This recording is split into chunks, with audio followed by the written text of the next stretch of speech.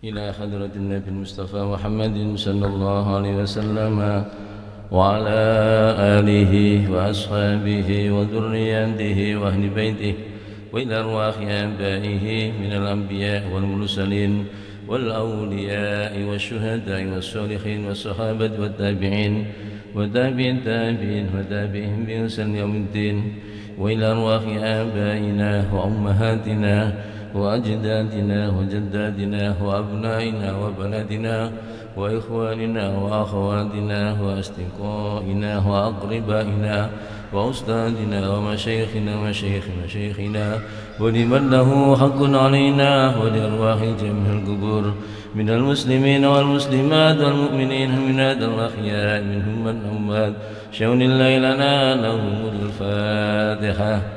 أعوذ بالله من الشيطان الرجيم. بسم الله الرحمن الرحيم. الحمد لله رب العالمين الرحمن الرحيم مالك يوم الدين إياك نعبد وإياك نستعين اهدنا الصراط المستقيم صراط الذين أنعمت عليهم غير المغضوب عليهم ولا الضالين آمين. بسم الله الرحمن الرحيم. الحمد لله رب العالمين والصلاة والسلام على أشرف الأنبياء والمرسلين سيدنا محمد وعلى آله وأصحابه أجمعين. أما بعد. أيها الحاضرون jamaah salat maghrib yang dirahmati Allah Subhanahu wa taala, melanjutkan pengawasan kita kitab Al-Ibris surat Al-Imran ayat 12. A'udzu billahi minasy syaithanir rajim. Bismillahirrahmanirrahim. Qul lil ladzina kafaru satughlabuna wa tuhsyaruna ila jahannam wa bi'sal mihad. قد كان لكم آية في فئتين التقتا فئة تقاتل في سبيل الله وأخرى كافرة يرونهم مثليهم رأي العين والله يؤيد بنصره من يشاء إن في ذلك لعبرة لأولي الأبصار. قل للذين كفروا, katakanlah Muhammad, niki Nabi Muhammad didhawuhi kalian Allah Subhanahu wa taala untuk menyampaikan kepada orang-orang kafir. Kul, katakan Muhammad, lilladzina kafaru, kepada mereka orang-orang yang kufur datang Allah Subhanahu wa taala. Kenapa dia mengkufuri? Apa yang dia kufurkan? Mengkufuri kadzabu bi ayatina, mengkufuri ayat-ayat Allah Subhanahu wa taala. Ayat perintah, dia tidak mau melaksanakan perintah Allah. Ada ayat-ayat larangan Allah, larangan dia mestinya menjauhi tapi melaksanakan larangan-larangan Allah. Perintahnya tidak dilaksanakan, larangannya justru dilaksanakan. Niki termasuk mengkufuri ayat-ayat Allah Subhanahu wa taala. Maka orang-orang yang demikian ini satughlabuna wa tuhsyaruna ila jahannam, besok ini akan dikalahkan ketika di akhirat. Wa tuhsyaruna, dan besok ini akan digiring oleh Allah Subhanahu wa taala ila jahannam, menuju ke neraka jahannam. Wa bi'sal mihad, dan neraka jahannam ini adalah seburuk-buruknya tempat tinggal. Dan neraka jahannam niki dikhususkan datang sinten? Ya orang-orang yang selalu bermaksiat datang Allah Subhanahu wa taala. Dikhususkan pada umat Muhammad yang selalu bermaksiat datang Allah Subhanahu wa taala, tidak menjalankan perintah Allah Subhanahu wa taala, ayat-ayat Allah didustai. Neraka jahanam itu gambarannya terus pundi? Di dalam Al-Qur'an ini digambarkan neraka jahanam ini wa bi'sal mihad. Seburuk-buruk tempat tinggal.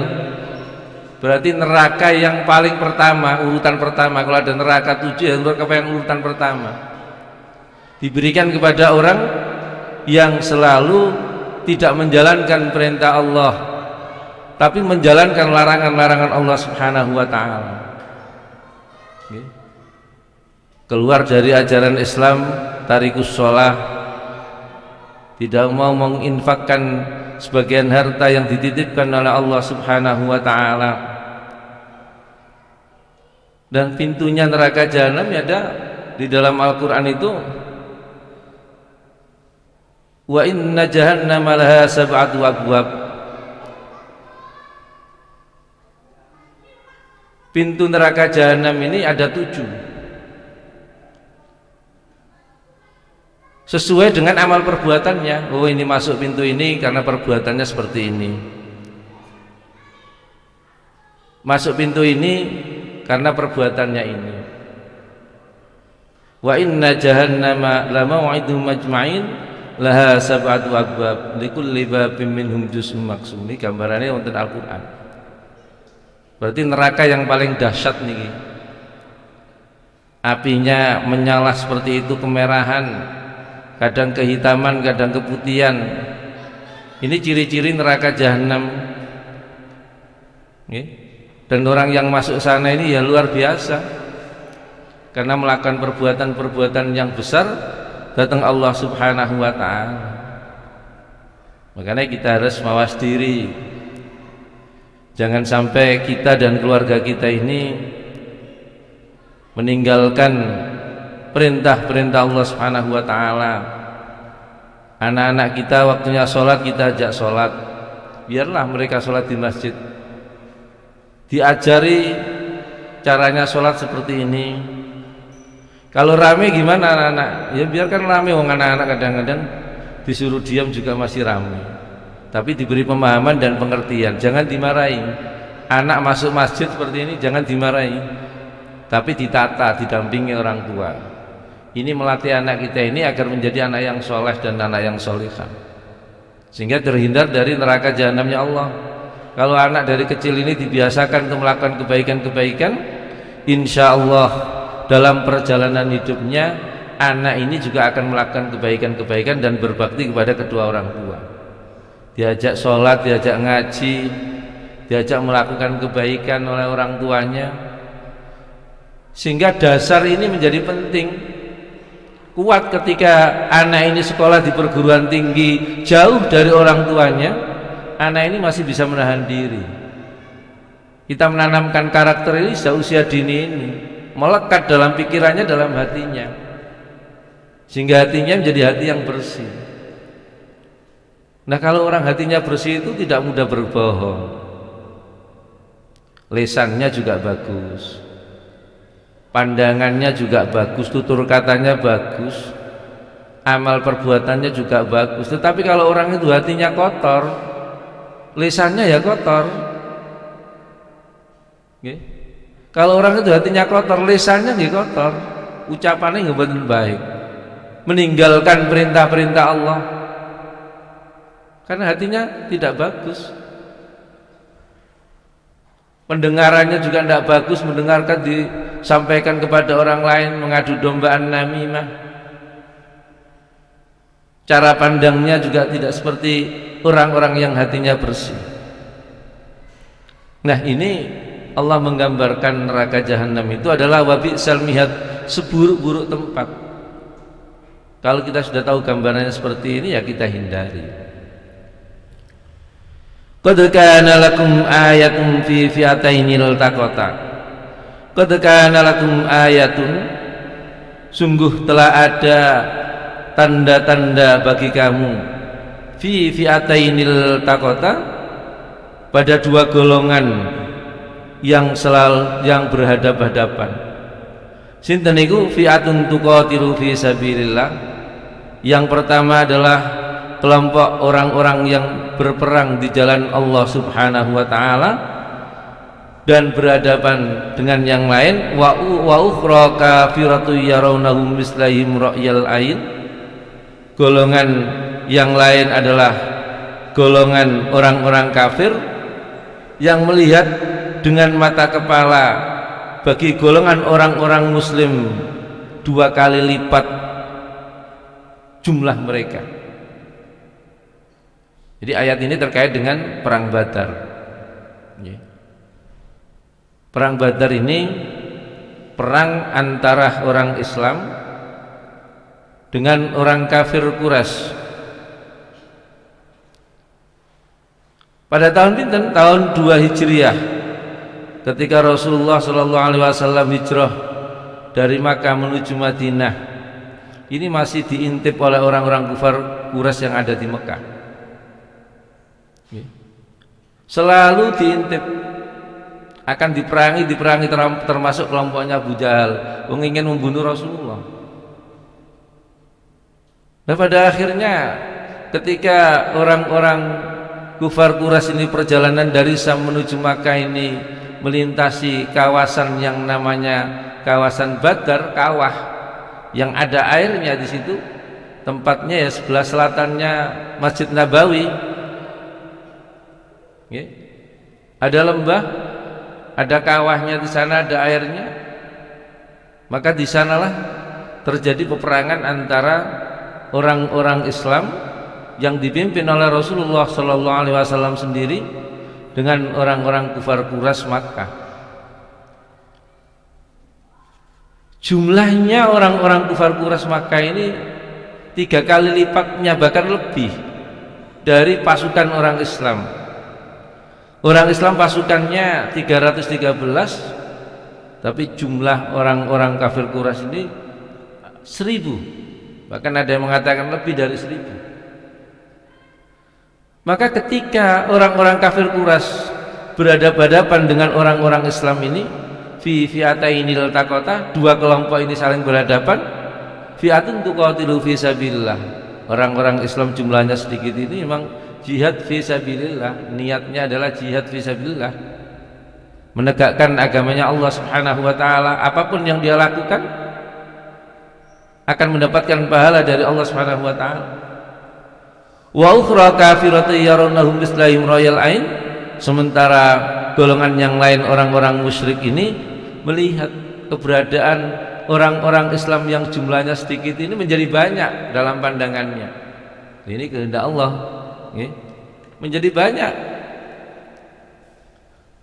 sehingga mereka juga keder. Pada akhirnya terjadi peperangan, ada seorang kafir yang menyerang lebih dulu, kemudian dihadang oleh paman Nabi sendiri, Hamzah, dilibas kakinya patah, kemudian langsung dibunuh. Pada saat itu terjadi peperangan sengit. Orang-orang Islam bisa memenangkan. Ini berkat pertolongan Allah Subhanahu wa ta'ala. Jadi belum tentu orang-orang yang sedikit ini dikalahkan dengan orang yang banyak, belum tentu. Belum tentu kelompok mayoritas ini memenangkan orang minoritas, belum tentu. Ini faktanya seperti ini. Dengan jalan apa? Rasulullah berdoa datang Allah Subhanahu wa ta'ala, sehingga pandangannya orang-orang kafir melihat orang Islam yang jumlahnya sedikit itu seakan-akan menjadi melebihi dari jumlahnya orang-orang kafir. Sehingga pada saat peperangan itulah orang-orang Islam bisa memenangkan peperangan itu, dan orang-orang kafir dikalahkan oleh orang-orang Islam. Tentara orang-orang kafir membawa unta, 700 unta, 100 pasukan kudanya, sementara orang Islam belum memiliki unta sebanyak itu. Untanya ada 70, kudanya hanya 2. Satu kuda dinaiki 2-3 pasukan orang-orang Islam ini. Tetapi wallahu yu'ayyidu binasrihi man yasha', Allah menguatkan dengan pertolongannya Wallahu yu'ayyidu binasrihi may yasha. Allah menguatkan dengan pertolongannya kepada orang-orang yang dikehendaki. Inna fi dzalika la'ibratan liulil absar. Sesungguhnya pada yang demikian itu terdapat pelajaran bagi orang-orang yang mempunyai penglihatan. Jadi ini semua kehendak Allah Subhanahu wa taala. Orang yang imannya kuat, keyakinannya kuat bahwa apa yang kita lakukan ini jihad, dan di samping kita ini ada kekuatan yang besar Allah Subhanahu wa taala. Dengan keyakinan itulah mereka semangat untuk berperang dan mendapatkan pertolongan dari Allah Subhanahu wa taala. Wallahu yu'ayyidu binasrihi may yasha. Allah menguatkan dengan pertolongannya kepada orang-orang yang dikehendakinya. Nah, ini berikan pemahaman datang kita. Kita tidak perlu pesimis. Segala apapun yang kita lakukan semata-mata niatnya mengharapkan ridha Allah Subhanahu wa taala, berjuang semata-mata karena Allah Subhanahu wa taala, yang kita perjuangkan dengan harta kita, harta kita, tenaga kita buat berjuang. Insya Allah kalau niatnya adalah niat semata-mata karena Allah, maka jihadnya ini adalah dihukumi oleh Allah Subhanahu wa taala. Orang yang jihad ini akan dimasukkan dalam surganya Allah Subhanahu wa taala. Maka orang yang jihad itu digambarkan dalam Al-Qur'an seakan-akan orang yang jihad itu belum meninggal. Rohnya ini ditarik oleh malaikat, ditaruh di surganya Allah, seakan-akan dia belum meninggal. Begitu mulianya orang yang berjihad. Tetapi di era sekarang orang jihad ini disalahgunakan. Jihad atau sesama orang Islam, nah ini yang namanya naksal. Ingin mendirikan negara Islam di negara yang sudah merdeka. Kelompok-kelompok seperti ini mereka mestinya memahami jihad itu tidak harus dengan fisik, tetapi ya dengan akal pikiran. Berperang dengan akal pikiran. Di saat kita sudah merdeka seperti ini, yang kita jihadnya berperang dengan akal pikiran, sehingga tidak sampai terjadi pengeboman. Yang dibom kadang-kadang yang meninggal orang Islam, terus pun dihukumi. Mereka sama juga membunuh orang-orang yang beriman datang Allah Subhanahu wa taala, berarti mereka juga akan diminta pertanggungjawaban besok di akhirat. Jihad dengan bom bunuh diri sama dengan bunuh diri. Yang dilawan loh bukan orang-orang yang tidak taat kepada Allah, dan yang meninggal yang taat kepada Allah Subhanahu wa taala. Dan mereka orang-orang yang tidak taat itu tidak memerangi orang-orang Islam, ya kita tidak boleh membunuh dia, itu tidak boleh. Maka sikap toleransi itu harus kita tegakkan, kita jalankan, saling menghargai ketidaksamaan Indonesia ini. Ada keberagaman agama dan 6 agama, ada budaya, keberagaman budaya, ada keberagaman etnis, ada keberagaman agama. Maka kuncinya untuk bisa mempersatukan ini ya saling menghargai antara satu dengan yang lain. Ketidaksamaan itu ya jangan disamakan, jangan dipaksakan disamakan. Sesuatu ketidaksamaan, keyakinan tidak sama, lantas disamakan, ya mesti terjadi pertengkaran.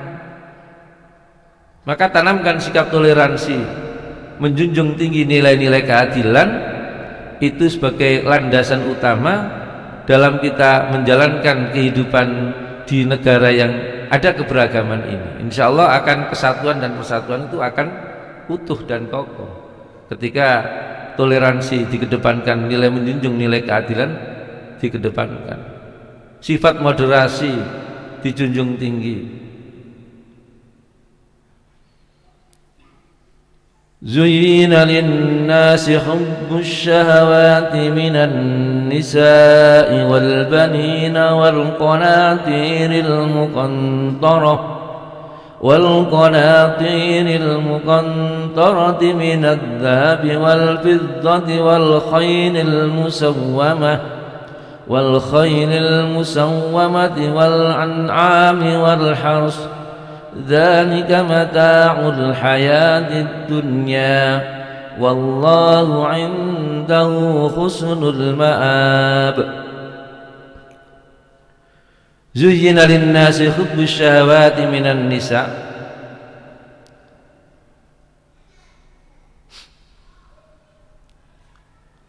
sudah menjadi kesenangan manusia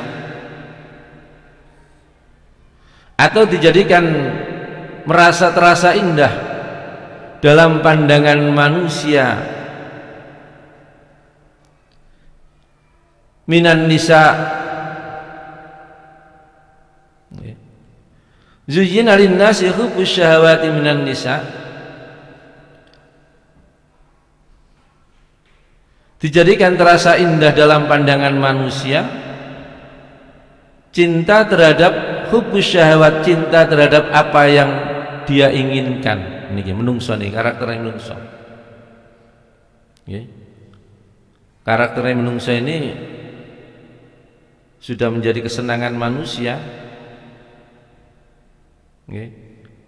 Apa yang dia senangi, apa yang dia cintai, nafsu itu bagian dari nafsu manusia. Maka Allah menyampaikan zuyyina linnasi hubbus syahawati minan nisa. Apa yang disenangi, kebiasaan yang disenangi oleh manusia? Minan nisa, satu wanita lain jenis. Semua manusia ini senang pada lain jenis. Ini fitrah manusia. Kalau ada manusia tidak senang dengan lain jenis, ini namanya keluar dari fitrahnya. Laki-laki senang pada wanita, wanita juga senang pada laki-laki. Nah, kalau laki-laki kok senang kalau laki-laki, ini di luar kebiasaan seperti ini.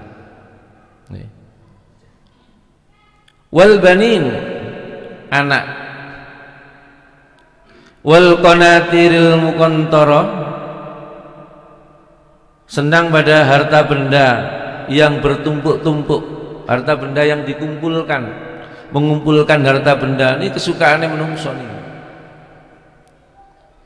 Berupa apa? Minadz dzahabi wal fiddah, baik harta benda berupa emas, perak ataupun yang lainnya. Wal khairil musawwamati, termasuk kesenangan manusia itu adalah kuda pilihan, kuda yang paling baik, namanya kuda pilihan. Wal an'ami, senang pada hewan ternak. Wal harsi, dan sawah ladang. Dzalika mata'ul hayatid dunya, yang demikian itulah kesenangan kehidupan manusia di dunia. Wallahu indahu husnul ma'ab, dan di sisi Allah tempat kembali yang baik. Jadi wanita, harta, tahta, anak, ini satu sisi menjadi kesenangan manusia, tapi satu sisi ini juga merupakan bagian dari ujian dari Allah Subhanahu wa taala. Innama amwalukum wa auladukum fitnah. Anak-anak kita, harta-harta kita, ini juga menjadi ujian, menjadi fitnah. Kita diberi harta oleh Allah Subhanahu wa taala. Apakah dengan harta yang kita miliki ini kita bisa mensedekahkan sebagian dari harta yang kita miliki ini kepada orang-orang yang tidak mampu, atau kita ingin hanya menumpuk harta kekayaan kita pamerkan kepada orang-orang yang lain? Ini ujian. Diberi kekayaan oleh Allah luar biasa, tapi nyengiti luar biasa, mediti luar biasa, pamer nak tonggo-tonggo. Ini sifat Qarun. Inna Qaruna kana min qaumi Musa fabagha alaihim wa atainahu minal kunuzi ma inna mafatihahu latanu bil usbati wal quwwah idh qala lahu qaumuhu la tafrah innallaha la yuhibbul farihin. Qarun ini seorang pengusaha yang dianugerahi oleh Allah Subhanahu wa taala kekayaan yang luar biasa, ahli dalam bidang ekonomi, mengembangkan ekonominya luar biasa sehingga kekayaannya ditumpuk sampai haus dengan kekayaan, tetapi dengan kekayaan yang dia miliki mereka tidak mengenal tetangganya. Mereka Qarun ini tidak mengenal orang-orang yang tidak mampu. Bahkan dia memamerkan harta kekayaannya kepada orang-orang yang tidak mampu. Diingatkan oleh kaumnya, la tafrah, janganlah kamu membanggakan diri wahai Qarun. Innallaha la yuhibbul farihin, sungguhnya Allah tidak menyukai orang-orang yang membanggakan diri. Pada akhirnya apa? Dijebloskan oleh Allah Subhanahu wa taala ketika memamerkan harta kekayaannya dengan kuda putihnya, permata permadinya dipamerkan kepada khalayak masyarakat kaumnya itu. Kemudian ketika berjalan ini bumi terbelah menjadi dua. Pada akhirnya Allah bumi ini menghimpit kuda masuk sama Qarun ini masuk dalam bumi itu, kemudian dihimpit oleh bumi. Ini azab Allah Subhanahu wa taala terhadap orang-orang yang suka menumpuk harta kekayaan dan dia tidak beriman kepada Allah Subhanahu wa taala. Nah, kita-kita ini yang beriman kalau punya kekayaan ya kita infakkan sebagian harta yang kita miliki. Sebentar lagi waktunya kita berkurban Idul Adha. Okay. Ya kita berlomba-lomba kalau punya kelebihan rezeki ya kita sedekahkan buat kurban ini. Kita sisihkan harta kita ini. Harta yang kita berikan untuk kurban ini tidak akan habis, tidak akan hilang. Pasti kita yakin selama kita ikhlas dalam mengeluarkan kekayaan yang kita miliki, insya Allah akan diganti oleh Allah Subhanahu wa taala. Yakin. Kita harus yakin seperti itu. Seakan-akan kita mengeluarkan ini iman, mesti hati kita iman. Setan menggoda kita ini iman. Tetapi dengan keyakinan yang kuat, dengan keteguhan hati, dengan keimanan dan keyakinan kita tentang Allah, kita keluarkan ikhlas semata-mata karena Allah, maka insya Allah akan dikembalikan oleh Allah Subhanahu wa taala berlipat-lipat. Allah menyampaikan dalam Al-Qur'an, "Matsalul ladzina yunfiquna amwalahum fi sabilillah kamatsali habbatin ambatat sab'a sanabila fi kulli sunbulatin mi'atu habbah." Perumpamaan orang-orang yang menginfakkan sebagian harta yang dia miliki di jalan Allah Subhanahu wa taala, kamatsali habbatin, seperti sebuah biji, ambatat sab'a sanabila fi kulli sunbulatin mi'atu habbah.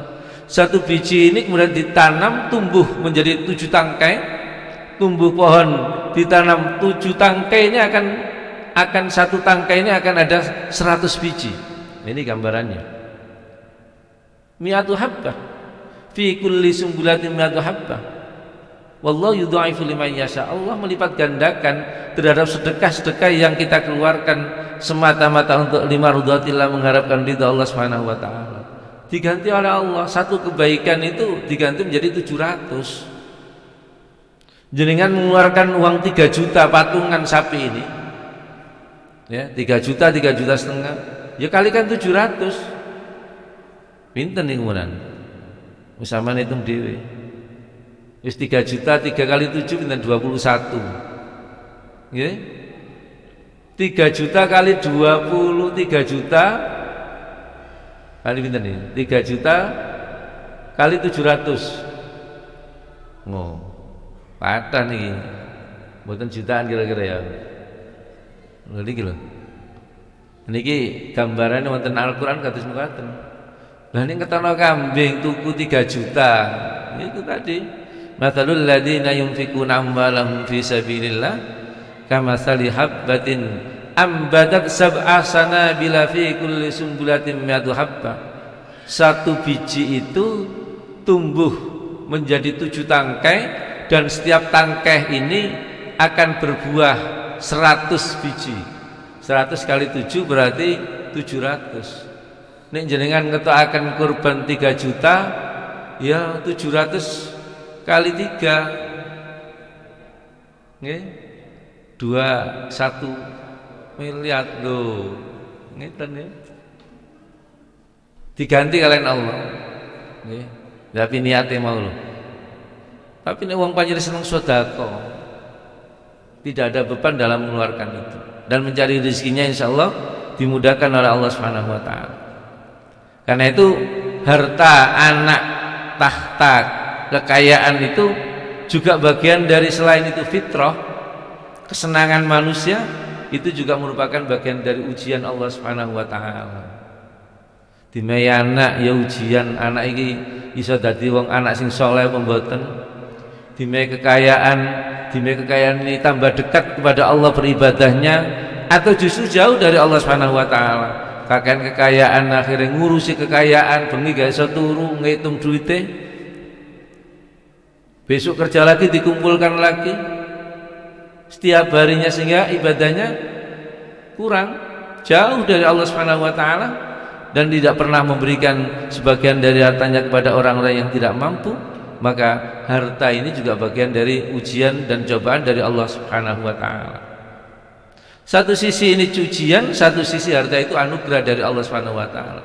Tetapi kalau kita punya kekayaan dan kita bisa menginfakkan sebagian harta yang kita miliki, tentu kita akan diberikan pahala oleh Allah Subhanahu wa taala, dan luar biasa pahalanya, bisa menghapus dosa-dosa kita.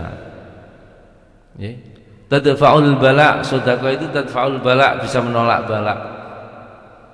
Nek jenengan mau pergi, wis ditakdirna Allah nu kecelakaan kira-kira nak kono iki, terus jenengan ini sedekah lebih dulu, maka sedekah ini tidak bisa didahului dengan musibah itu. Ini hadisnya sahih. Jadi tadfa'ul bala, sedekah itu menolak bala, menolak musibah. Maka seringkali orang-orang tua dulu kalau mau pergi jauh, dia selamatan dulu, sedekah, diselamati di rumah, kirim doa kepada orang tuanya. Mau punya hajatan, ada hajatan besar, kirim doa dulu, sedekah pada anak-anak yatim, biar acaranya juga aman dan selamat. Kalau pergi jauh, mau haji, umrah, biar dalam perjalanannya aman dan diberi kesehatan oleh Allah Subhanahu wa taala. Dan ini yang harus kita pahami, ma'asyiral muslimin, sedekah itu penting. Punya kekayaan itu juga anugerah. Maka satu sisi ini sebagai anugerah dari Allah Subhanahu wa taala, satu sisi kekayaan itu juga ujian dari Allah Subhanahu wa taala. Duwe anak, kadang-kadang anak gak nurut karo wong tuwa, bengkrengan. Nggih. Duwe bojo yang ngono kadang-kadang tukaran enak omah. Ngeten iki. Niki harus kita pahami. Ya, ini ujian. Kalau kita bisa memahami kalau ini adalah ujian dan cobaan dari Allah Subhanahu wa taala, maka apa yang kita miliki ini adalah datangnya dari Allah Subhanahu wa taala, maka manusia hanya bisa mengelola apa yang kita miliki ini. Sewaktu-waktu kekayaan dan apa yang kita miliki ini juga akan kembali kepada Allah Subhanahu wa taala. Qul a'unabbi'ukum bi khairin min dzalikum lilladheena ittaqaw 'inda rabbihim jannatun tajri min tahtiha al-anhar jannatun tajri min tahtiha al-anhar khalidina fiha wa azwajun mutahharatun wa ridwanun minallah wallahu basirun bil ibad. Kul, katakan Muhammad, a'unabbiukum bi khairin min dalikum, maukah kamu aku kabarkan apa yang lebih baik dari yang demikian itu. Tadi manusia diberi kekayaan oleh Allah Subhanahu wa taala, kecintaan manusia terhadap harta, anak, hartanya bertumpuk-tumpuk. Ada kekayaan sawah ladang, ada kekayaan hewan ternak dan lain sebagainya. Ini kecintaan yang ada di dunia. Kemudian Rasulullah SAW diperintahkan oleh Allah Subhanahu Wa Taala mengatakan kepada mereka ini, "A'unabbiukum bi khairim min dalikum." Maukah aku kabarkan kepadamu apa yang lebih baik dari yang demikian itu? Lilladzina taqaw 'inda rabbihim, bagi orang-orang yang bertakwa di sisi Allah Subhanahu wa taala, mereka akan mendapatkan tempat yang layak, yakni jannatun tajri min tahtihal anhar. Diberi oleh Allah surga. Okay. Surganya Allah ini tajri min tahtihal anhar, di bawahnya ini mengalir sungai. Okay. Air mengalir sungai, air yang ada di sungai khalidina fiha, kekal selamanya. Yang di surga itu semuanya ada. Wa azwajum mutahharatun, dan pasangan-pasangan atau suami istri yang suci, mutahharatun, serta ridha Allah Subhanahu wa taala, wa ridwanun, dan serta ridha Allah Subhanahu wa taala, wa ridwanu minallah. Jadi di surga ini digambarkan kalian Allah Subhanahu wa taala. Nikmatnya orang masuk surga itu luar biasa. Semuanya itu ada. Ya, semuanya ada. Tinggal keinginan kita ini apa. Oh, keinginan terhadap wanita disediakan oleh Allah bidadari di sana. Makanan, segala makanan ada, buah-buahan ada. Okay. Tempatnya ya indah, namanya surga. Ini akan dimiliki orang-orang yang selalu mendekatkan diri datang Allah Subhanahu wa taala. Itulah orang-orang yang takwa. Wayai sholat ya sholat, nak masjid jamaah. Kemudian waktunya dia bersedekah, punya harta kekayaan, dia bersedekah. Waktunya ngaji, dia sempatkan untuk ngaji. Waktunya kerja ya dia kerja. Tidak boleh menungso mboten kerja nih, harus bekerja. Maka meminta-minta kepada orang lain karena tidak bekerja tidak boleh, kecuali memang sudah tua, renta. Tapi kalau muda kok minta-minta, ini mboten angsa. Wala takunu kallan, tidak boleh kita minta-minta ini. Tapi bekerja itu wajib. Mencari rezeki yang halal itu sebuah kewajiban, karena rezeki yang halal ini akan kita salurkan kepada anak-anak kita sehingga hatinya ini sudah bisa bersih.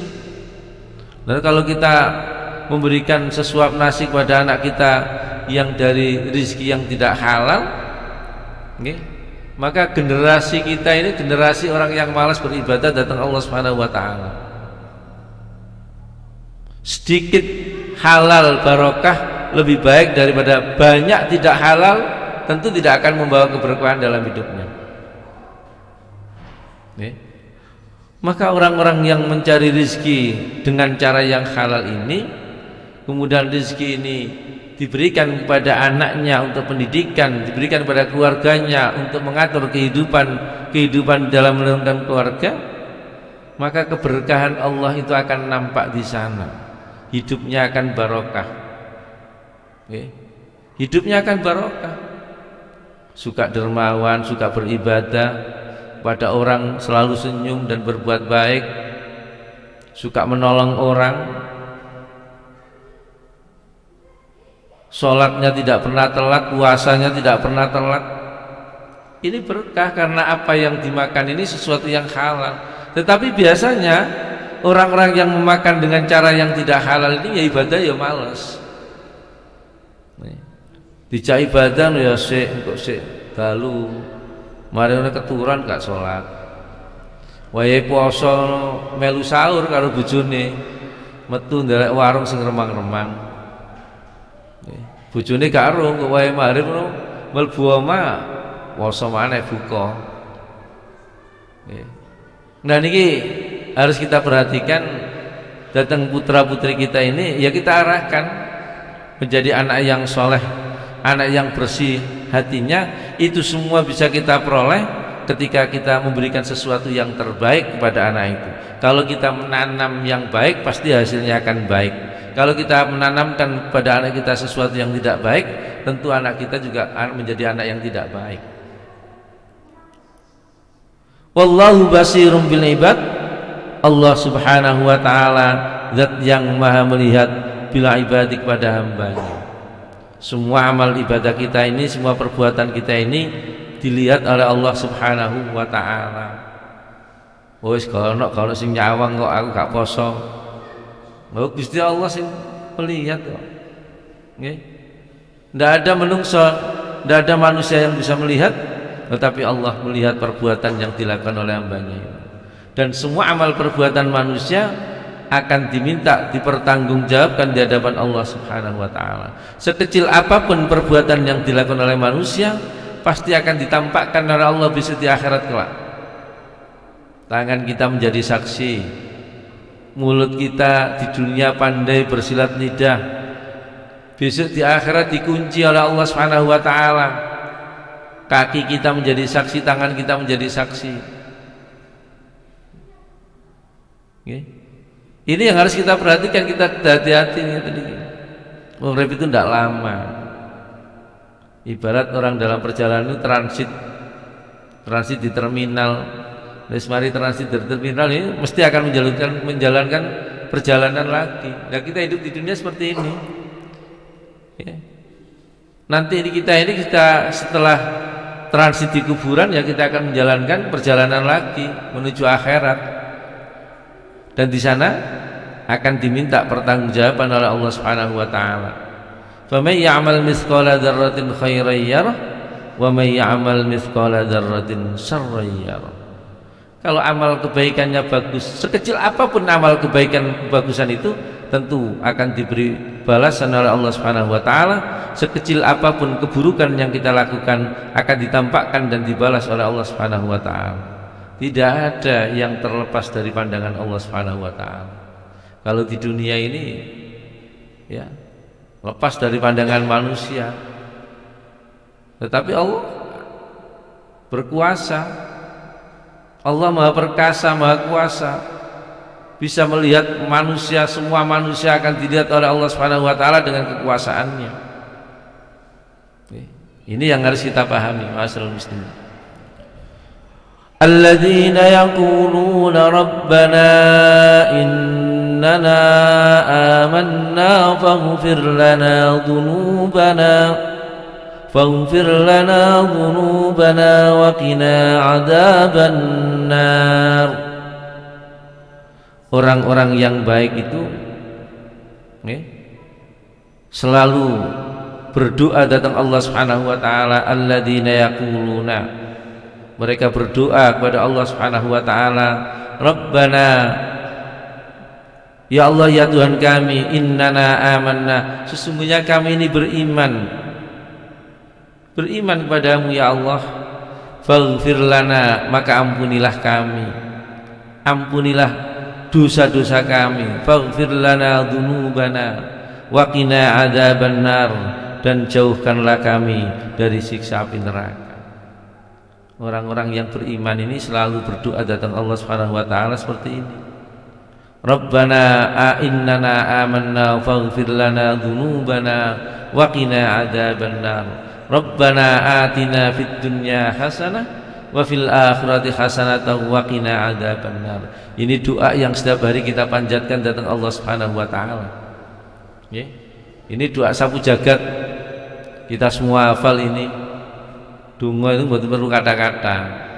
Sing penting mantep. Akeh gak mantep ya berdoa aja. Doa itu harus pada tempatnya. Ini doa wong mayit dari Rabbana hab lana min azwajina, gak perlu tambahi sing doa-doa yang zalamna anfusana wa illam taghfir lana. Fokus mawon. Ya kirim doa. Karena terangkum Rabbana atina fid dunya hasanah wa fil akhirati hasanah, ini mintanya semua saja yang kita mintai dengan Rabbana atina fid dunya hasanah.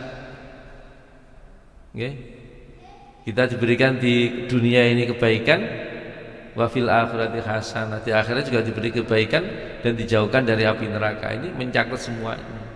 Ini kaison donga bahasa Arab ya bahasa Indonesia. Hajatnya apa datang Allah, minta datang Allah Subhanahu wa taala. Muga-muga diampuni kali Allah Subhanahu wa taala. Ini doa-doa yang kita panjatkan. Rabbana ighfir lana wa li ikhwanina alladziina sabaquna bil iman. Rabbana hab lana min azwajina wa dzurriyyatina qurrata a'yun. Okay. Anak-anak generasi kita ini menjadi anak-anak yang soleh. Kita menjadi pemimpin, jadikanlah kami pemimpin ya Allah.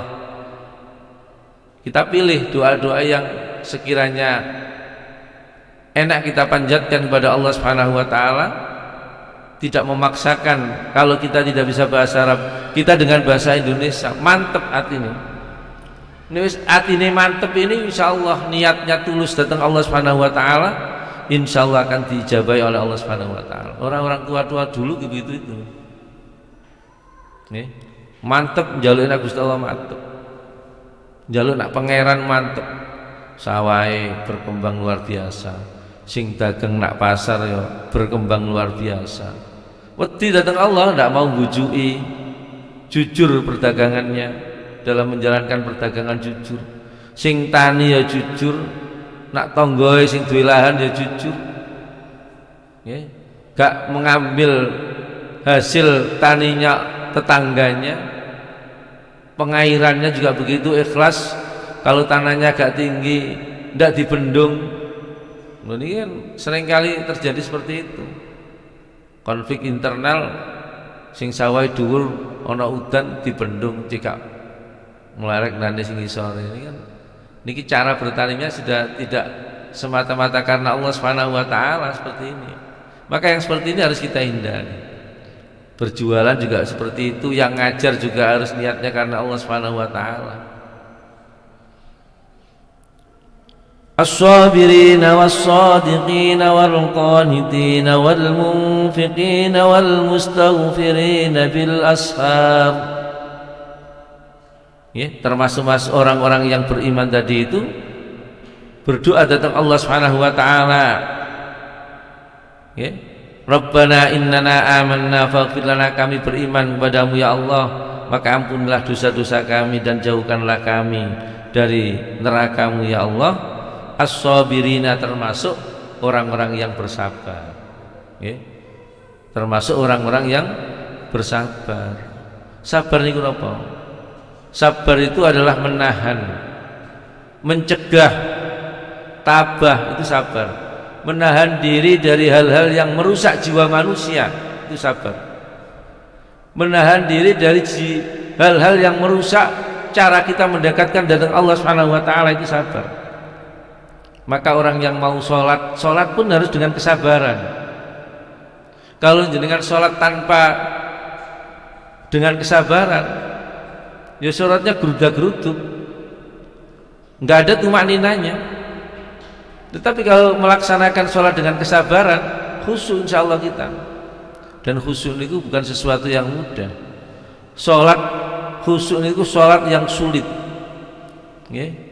Tetapi kita tidak bisa khusyuk. Tetapi apa caranya bisa mendekatkan diri dengan kepada Allah Subhanahu wa taala, sehingga apa yang kita lakukan ini ingat datang Allah Subhanahu wa taala. Ya, sekalipun kita kadang-kadang setelah takbir ini bayangan kita kemana-mana.